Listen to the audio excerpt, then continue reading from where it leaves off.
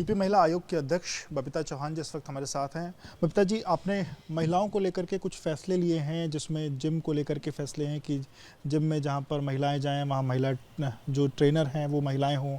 Boutique को लेकर कुछ फैसले हैं, क्या है ये सारे फैसले?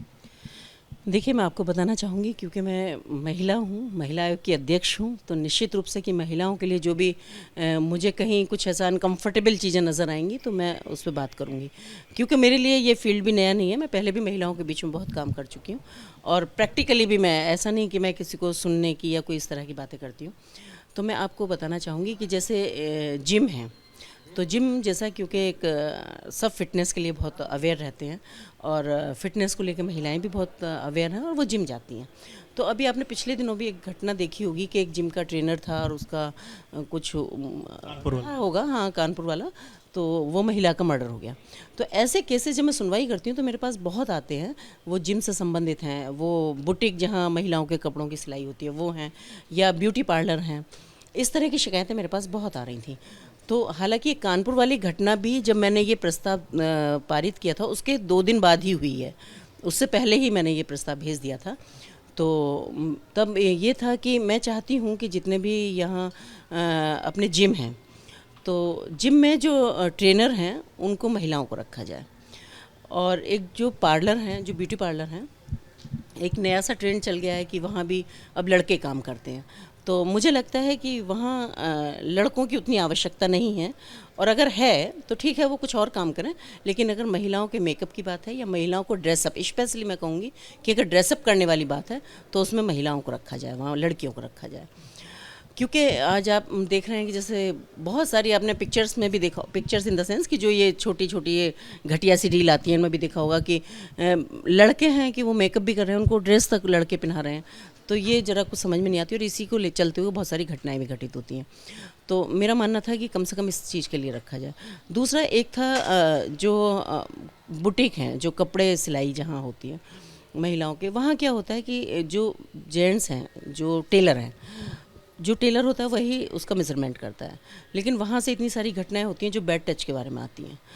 तो मुझे लगता है कि वहाँ अगर टेलर अच्छा है तो रखें, कोई बात नहीं, सिलाई कराएं, लेकिन मेज़रमेंट के लिए वहाँ लड़की रखना चाहिए वो। हाँ, तो मेरा बस यही एक छोटा सा अनुरोध है सबसे। दूसरा एक ये भी था उसमें कि जैसे कोचिंग है, जहाँ लड़कियाँ जाती हैं, बच्चियाँ जाती हैं स्कूल में, तो उनके लिए ये था कि सुविधाओं के नाम पे जैसे कैमरे नहीं हैं वहाँ, या वॉशरूम नहीं है, जो बेसिक चीज़ें हैं कि, या अगर वॉशरूम है तो वो बॉयज़ और गर्ल्स के सेम है, तो इन चीज़ों की बहुत परेशानी होती है। तो मुझे लगता है कि ये सारी चीज़ें, ये कोई ऐसी चीज़ नहीं है कि जिनको हम सब नहीं जानते हैं या नहीं सब देखते हैं, पर जब घटनाएं घट जाती हैं तब हम उसके बाद आगे बढ़ते हैं, तब हम सोचते हैं कि ये क्या हो रहा है। अगर मैं जिम की बात करूं तो जिम तो स्पेशली एक, क्योंकि जिम आप समझ रहे होंगे कि जिम जाने वाली जो महिलाएं होती हैं वो अच्छे परिवारों की महिलाएं होती हैं। वो एक जो लेवल है उनका, वो नहीं है कि वो जिम जाएंगी या वहाँ कुछ ऐसी वो होंगी, लेकिन जब अच्छे परिवार को, तो मैंने देखा है कि ब्लैक मेलिंग तक शुरू हो जाती है।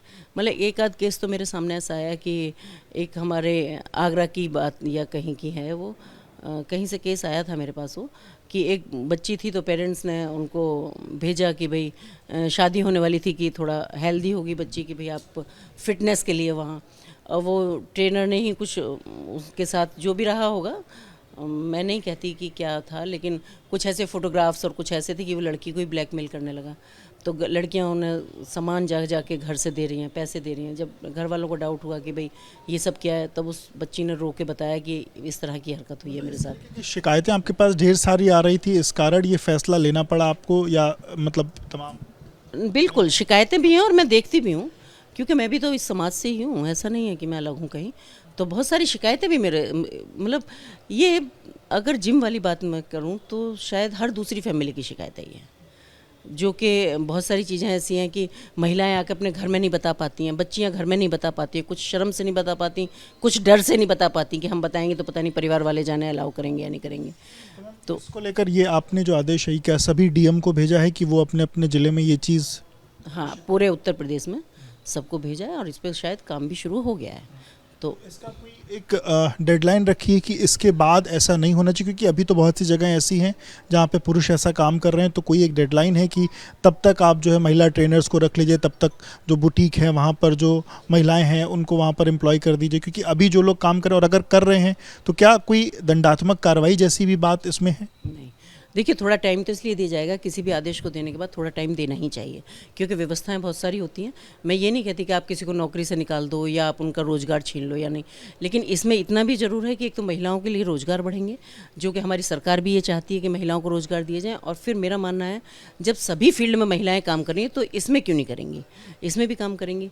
तो ऐसा कुछ नहीं है कि मेरी डेडलाइन है, पर हाँ इतना है कि मैं ज़रूर ये कहूँगी कि क्योंकि लगभग मुझे लगता है कि 1 हफ़्ता इस आदेश को दिए हुए हो गया, तो निश्चित रूप से कुछ ना कुछ उस पर कार्रवाई इन द सेंस कि पूछा जाएगा कि भाई कहाँ क्या किस तरह से काम चल रहा है।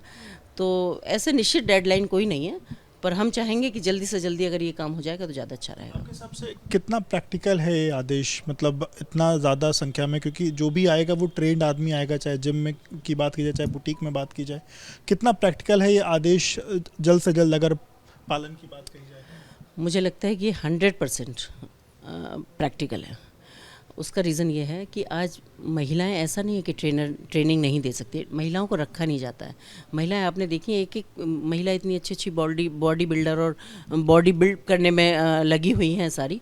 तो ऐसा नहीं है जब वो विज्ञापन देंगे या वो इसके लिए अपना वहाँ कोई वो लगाएंगे कि भाई हम नौकरी देना चाहते हैं या महिलाएं काम करना चाहती हैं, हम उनको रखना चाहते हैं, तो वहाँ लाइन लग जाएगी। इतनी योग्यता है महिलाओं में हर फील्ड में, तो ऐसा नहीं है, मुझे नहीं लगता कि कुछ मुश्किल होने वाला है। सवाल, क्या इसको लेकर महिला आयोग या जिला प्रशासन कोई मतलब अचानक से कोई चेकिंग जैसा या इस तरीके की चीज़ें भी करेगा, या कोई एक समय आप देंगे 1 महीने 2 महीने 3 महीने की, तब तक ये चीज़ें सुधार ली जाएं? इसका कोई? देखिए आज मैं ऑफिस जा रही हूँ, अभी कल भी मेरी बात हुई थी, तो मैं इसका फीडबैक लेने वाली हूँ कि अभी कितनी कार्रवाई हो रही है। ठीक है, उसके बाद फिर हम एक डेडलाइन फिक्स करेंगे कि हमें इतने टाइम तक, या जो भी ज़्यादा से ज़्यादा लोगों की डिमांड होगी जो ऑनर हैं, क्योंकि मैं कभी भी नहीं चाहूँगी कि किसी का कोई व्यापार बंद हो, किसी की नौकरी जाए, किसी को मेरी वजह से कहीं कोई नुकसान हो, लेकिन ये ज़रूर चाहूँगी कि हर व्यवस्था व्यवस्थित रूप से चलनी चाहिए। तो मैं जाके आज पता करवाती हूँ कि किस लेवल पे ये काम चल रहा है और वो कितना टाइम हमसे मांगते हैं। अगर उस टाइम को जो उनकी टाइम मांगने का जो उनकी रिक्वायरमेंट है उसके अकॉर्डिंग हम देखेंगे कि हम उसमें कहाँ तक फिट हो पाते हैं। उसके बावजूद अगर हम उनको टाइम देने के बाद अगर ये चीज़ें नहीं होती हैं तो फिर निश्चित रूप से कार्रवाई होगी। बहुत शुक्रिया बात करने के लिए। तो आप बबीता चौहान जी को सुन रहे थे, जिनका कहना है कि फ़िलहाल सभी से इस बात का आग्रह किया गया है कि वो इन जगहों पर महिलाओं को एम्प्लॉयमेंट दें, महिलाओं को इन जगहों पर रोज़गार दें, और थोड़े समय में इसका एक कहीं ना कहीं स्क्रूटनी करने के बाद इस पूरे आदेश की और एक डेडलाइन भी आने वाले समय पर तय की जाएगी। कैमरामैन प्रेम सिंह के साथ विवेक राय, BP न्यूज़, लखनऊ।